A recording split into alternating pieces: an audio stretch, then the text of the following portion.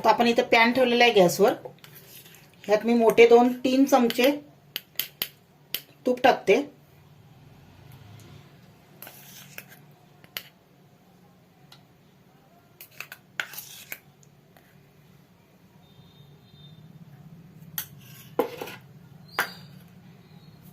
चांगलं आपलं तूप वितळलं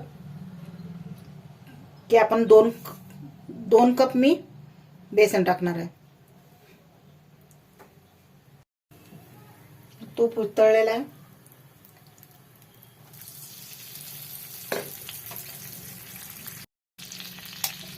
दोन कप बेसन टाकलेलं आहे मी. चांगलं आपण मिक्स करून घेऊ याला. आपल्याला हे बारीक गॅसवरच भाजायचं आहे आणि कंटिन्यू आपल्याला याला हलवायचं आहे.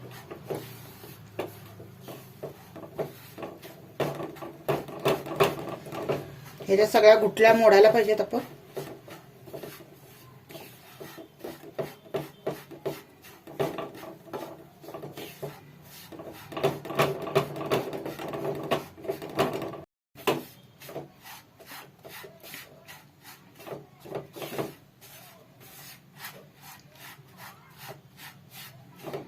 ह्याला आपला अगदी लो गॅसवरच आपण हळूहळू भाजायचं आहे. याला अजिबात गॅस मोठा करायचा नाहीये,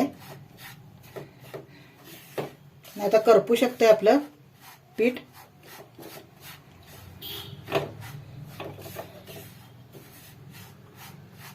मला 1-2 ते 3 मिनिटं लागलेली आहेत. आता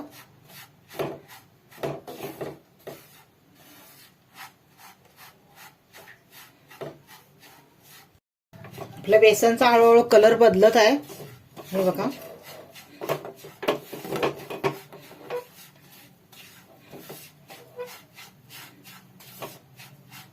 आपलं पीठ छान भाजून झालेलं आहे.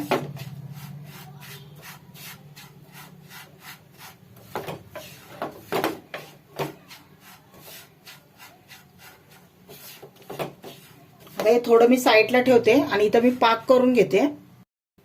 मी ते भांडं ठेवलेलं आहे. 1 कप साखर घेतलेली आहे मी.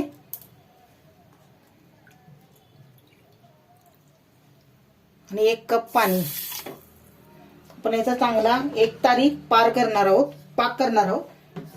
जास्त असं हे करणार नाहीये.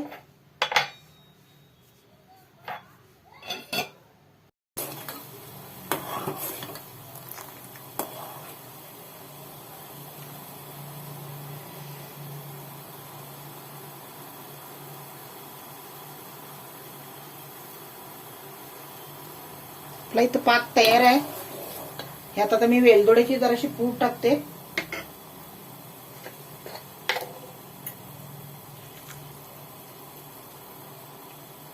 थोडीशी वेलदोड्याची पूड टाकलेली आहे आणि थोडासा इथं मी फ्रूट कलर घालते.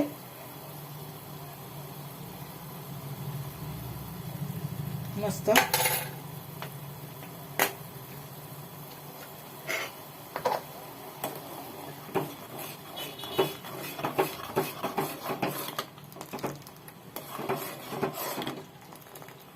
तर इथे गॅस बंद करते.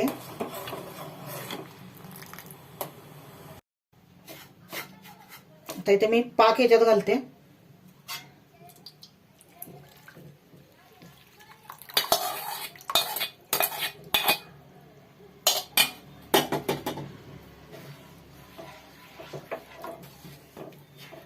चांगलं मिक्स करून घेऊ.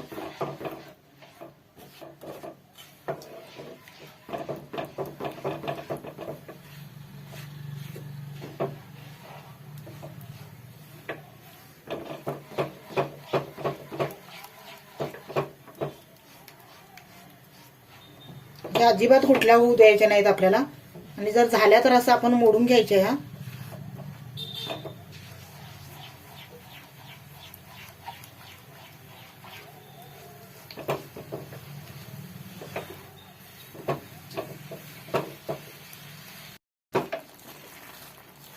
आपलं खूप छान दाणेदार असं बेसनचं हे झाले, मिश्रण झालेलं आहे. खूपच छान.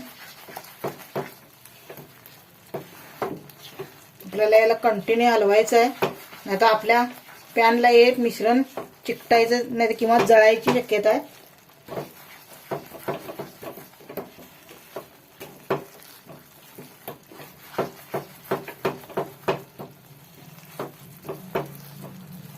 माझ्या रेसिपी पहिल्यांदाच बघत असाल तर लाईक करा, शेअर करा, सबस्क्राईब करायला विसरू नका.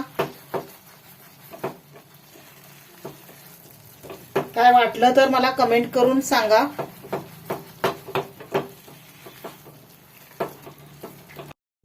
आता आपण गॅस बंद करून घेऊ. हे का आपलं मिश्रण झालेलं आहे.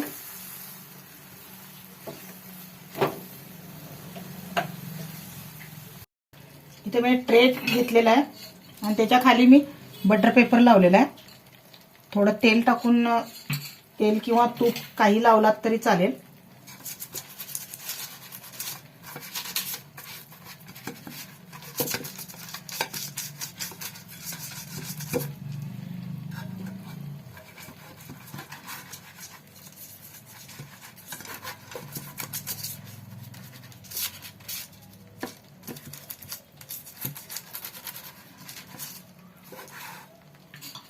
त्याच्यात आपण मिश्रण ओतून घेऊ.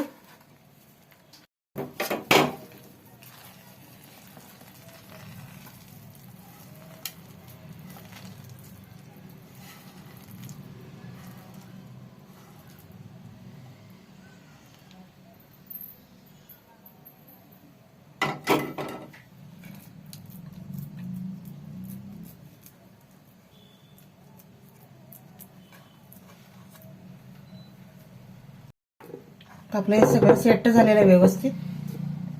मी थोडे इथे बदाम आणि पिस्ता घेतलेला आहे कट करून.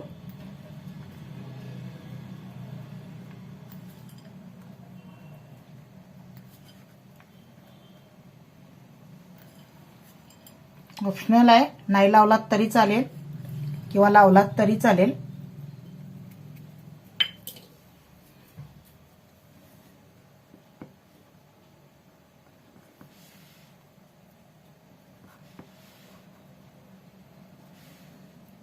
याला आता आपण 30 मिनिटांसाठी साईडला ठेवून देऊया. मस्त येतात आपली बर्फी सेट झालेली आहे बघा. तर मी काटाळ्या काढून घेते.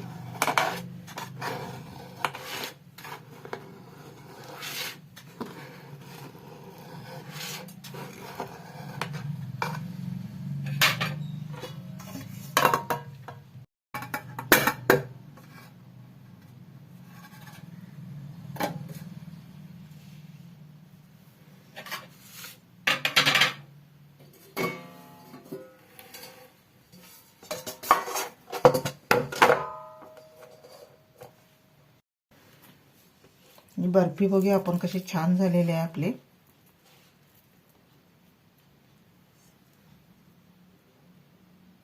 मस्त.